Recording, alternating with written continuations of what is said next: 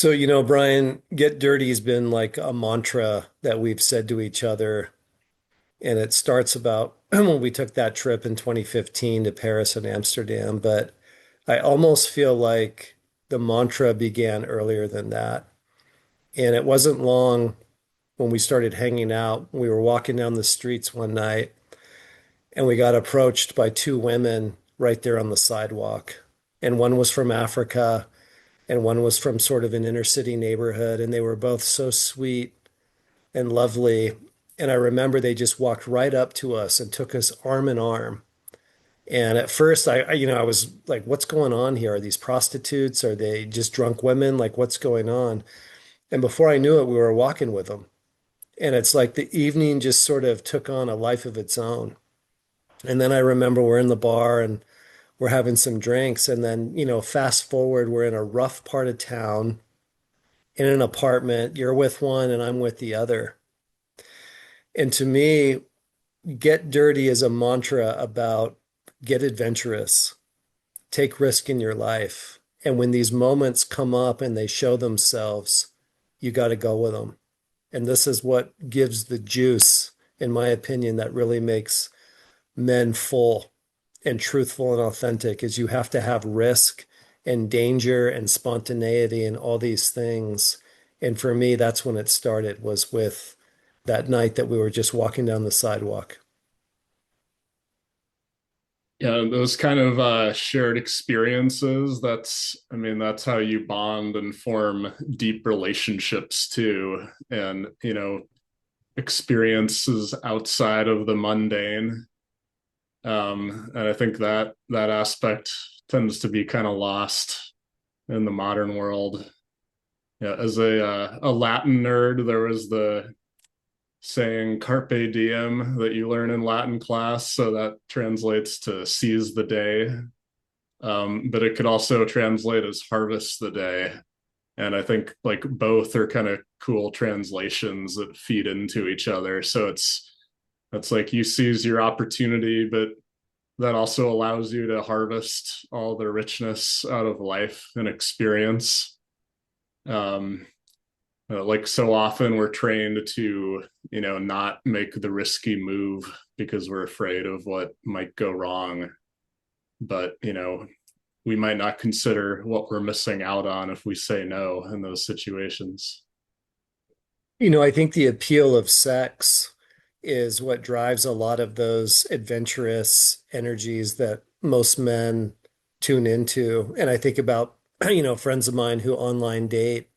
It's like, they're quote unquote kind of just throwing hooks in the water and they get addicted to those apps and they get addicted to those engagements. And it's kind of like they're pursuing this what if, what if, what if. But, I remember that when we were on our adventure that night, we're in a rough part of town.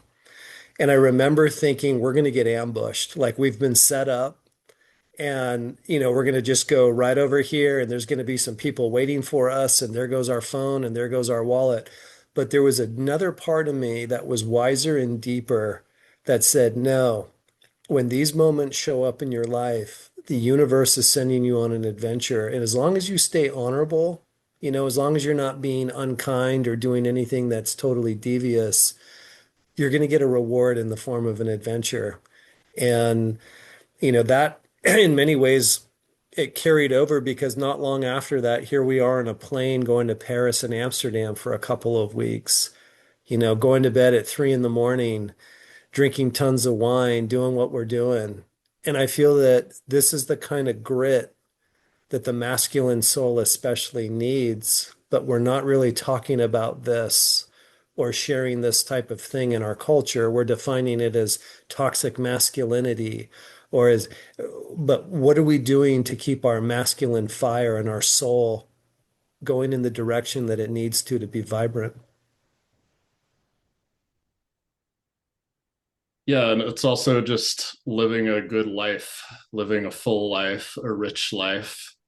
Um, Young men, particularly, you know, they see these pre-configured paths that just really don't resonate with them.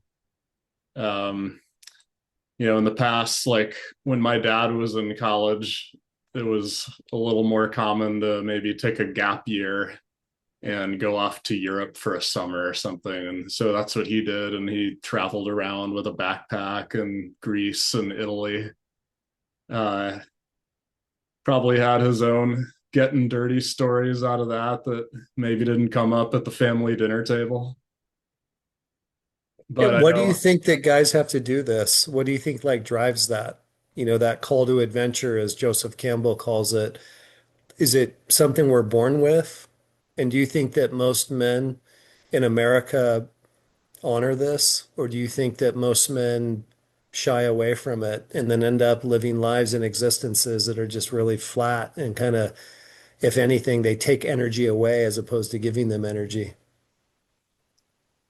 yeah, I think guys especially have a some kind of a desire in their DNA to test themselves, and maybe not all the time, maybe not always in the same way, but in some way to test yourself.